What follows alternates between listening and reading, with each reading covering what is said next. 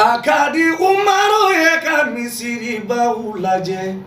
famala batoso misiri ba uye akadi umaro ye ka kurane ba ulaje famala kumaka kurane ba uye akadi umaro ye ka hadisa ba uye alakira kumaka hadisa ba uye Femiene bali koye fiento ye inte wa mflebakalu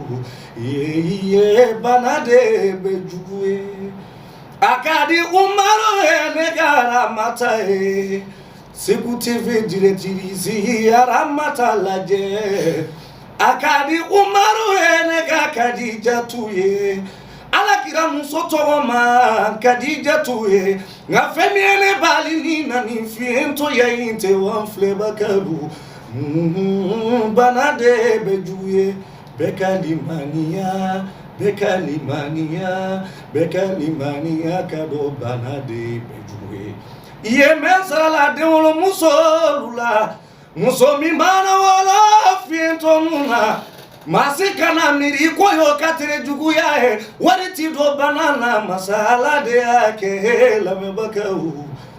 banade bejuku